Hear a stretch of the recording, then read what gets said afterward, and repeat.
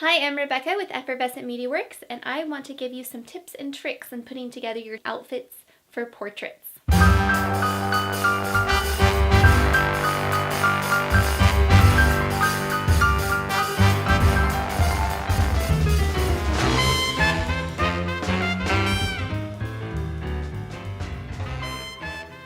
Before diving into your closet, there's a few things that you should consider before you start to limit down your selections. It'll save you a lot of time.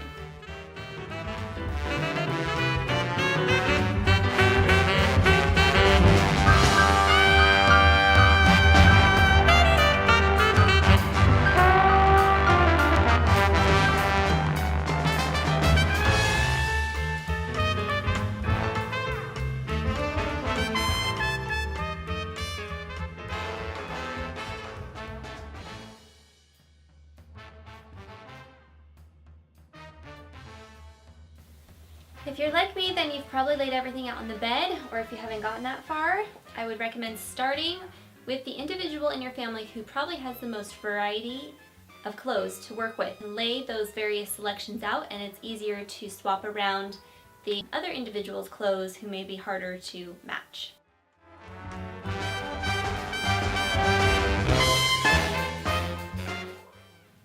Stay away from busy patterns and busy contrasts. Clush.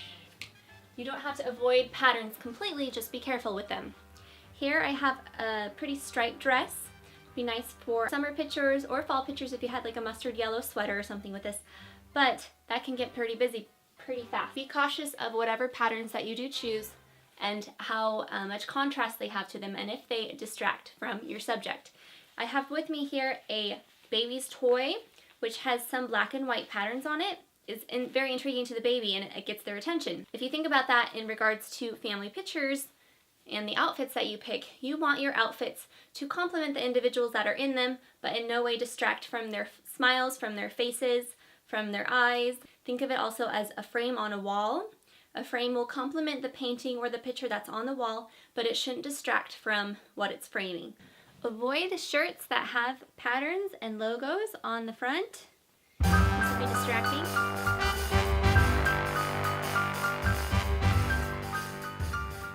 We already talked about being season appropriate. Here's an example here of more of a spring selection of outfits. We've got a cute selection of plaid here, and I talked before about being careful with your contrast. I like patterns, but I like to be careful with my patterns. Here's an example of a plaid that doesn't have too much contrast to it, and so it's not going to be too distracting on the individual wearing it.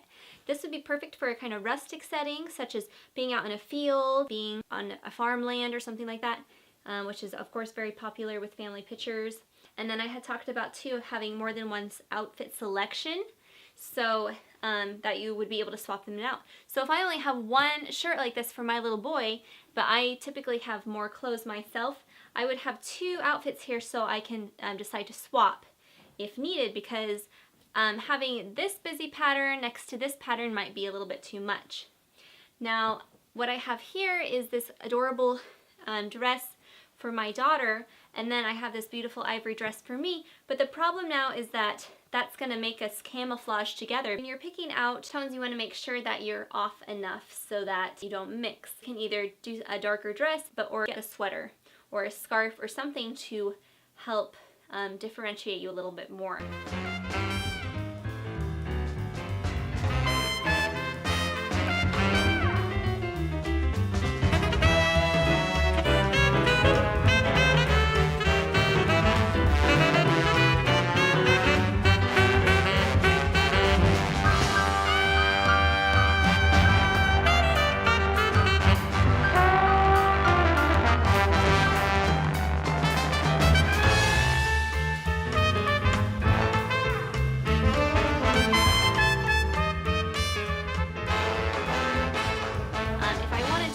This selection of outfits into a fall variation.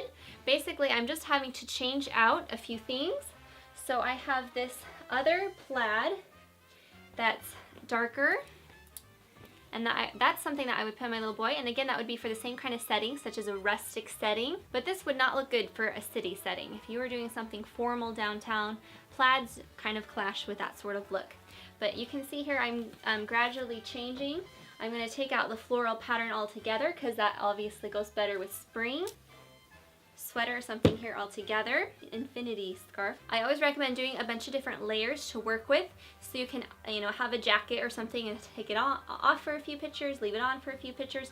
Same thing with scarves, hats. Then you can get a lot more variety without having to change the entire outfit. You can get more out of your session that way. Okay, so we've already put together basically this rustic look, but I didn't add my husband's shirt, so I just want to go through some of those real quick and talk about why I would like to keep them in the selection or why I'm going to toss them aside. So this I'm going to put as a maybe.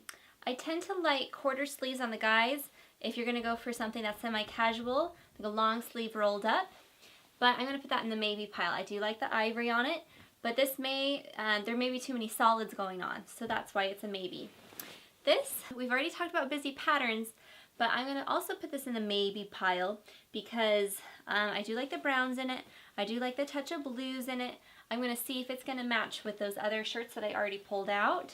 So I'll throw that in the maybe pile. This might work. As far as button-up goes, I don't have guys usually wear ties or recommend that they wear ties because that gets very office-y looking. If you're going to go with a semi-formal look, then stick away from the ties. Keep the top one or two buttons unbuttoned, and I'd stick with solids. Solids are always a good maybe. Okay, here is a definite no. This is just too busy all over. I like the fun bright color to it, and we've already talked a little bit about patterns, but this pattern is just too busy. There's just a little bit too many colors going on here. There's a little bit too much contrast going in with the white to the red to the dark purple, and so it just gets to be, I feel like on camera it's going to be distracting, almost like a 3D effect or something. It's going to draw our attention that much to the shirt and not the individual wearing it. So I'm going to just toss that one aside. Here is another no. I don't love the thin stripes in this. I feel like this, again, makes too much of a busy choice to make. I'd stick with something a little more neutral as far as patterns go. Okay, I do like this pattern. It's not too busy, it doesn't draw too much attention to itself, but it will offer something that's different. Because of the very delicate white lines on here, it's mostly a dark shirt, and so I can have that variation. So that would probably be a high priority. I really like that one. This one is also one I like. That's going to go for a maybe as well. So if that helps kind of mix it up with you. So say this was our only option for our toddler's shirt. Now I can go through all of these shirts that my husband has to choose from, and that will help pair out what will look good together as a family. That's what I was talking about before, where you take an individual who has a lot of options to choose from and then swap them out. Okay, as you can see here, I'm slowly transforming those spring outfits into a fall selection. So I can just take what would be chilly for my toddler to have this dress to have a shirt over it, and then it becomes more of like a tutu effect. And then I have these cute cowboy boots, which would go with this rustic look tied in together. The loafers for him might actually clash with the whole rustic look, so you'd want to swap that out for something simpler. Or boots. It's just about making things be cohesive and complement each other to be in the same category. Just always think categories, okay? So now those go together, and then you kind of ditch the hat, so you have just a touch of the rustic element, but not going full country. Now you can see here I've got a pretty lace top for me. This actually gets a touch busy though, with the kind of lace that this is. If I were to be pairing this, I'd say to do something even simpler than this. I like to be able to have a little variety in the different kind of fabrics that I have. The other option that I had brought out was a ivory sweater, something solid again, not white, ivory or tan with brown. This brown complements these brown shoes, complements the brown tan color out of his shirt. So now we have a cohesive look going on. He also has these dark tan pants that help bring it in.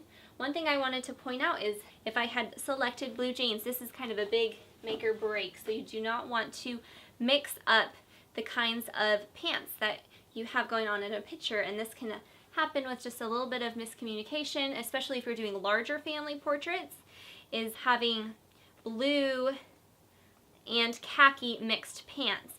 it just gets too busy looking, kind of like looking at a checkerboard or something. Having the browns and tans looks much better together, but of course you see this is an example of having the blues as well.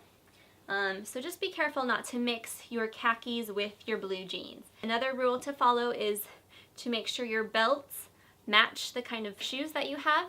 And then another side note, since we're talking about shoes, are socks. You want to make sure the guys are not wearing white socks, especially with family pictures. There's times that we're getting up and off the ground, and the way they're sitting, you're going to notice their socks more because the way their pants come up. I'm a sock, you listen to me. And you want the attention not to go to their ankles. So now that I've put together a rustic, semi-formal selection for you, we're going to put this on.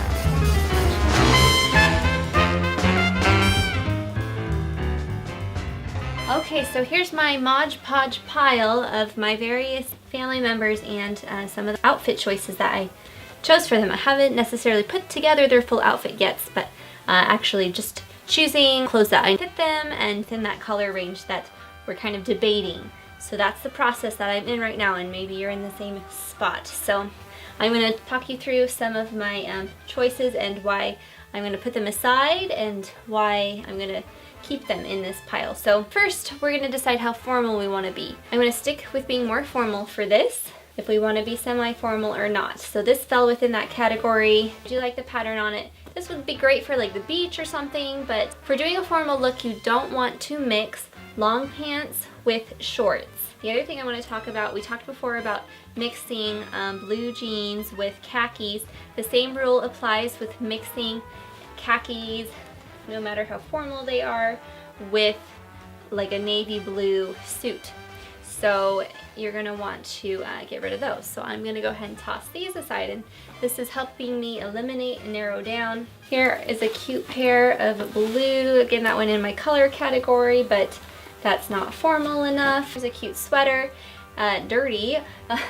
I do like the cut and everything on this, but the stripes and stuff here are not quite as formal as I'd like them to be. This has a little bit too much of a casual element to that, so I'll toss that aside.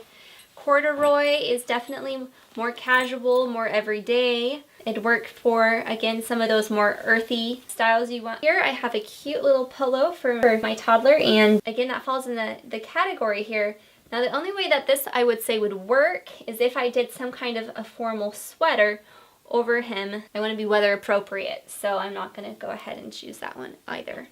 So now I've limited several things down here. So this is a nice shiny satin, and it has a touch of the tulle to it, but which is kind of fun. And so that's what I'm doing for my toddler. Kind of girly, but still, you know, very formal, okay? A few options here for me. So basically, for my toddler, I'm going to have him in a suit,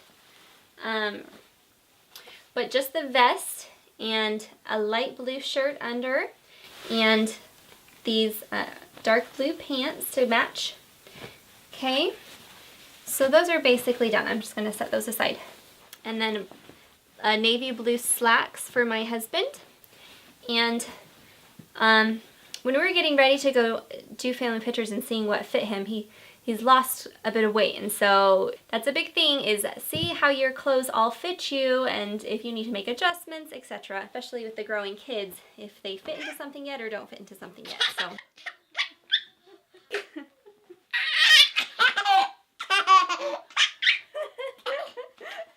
I could always have him wear those with this dark gray.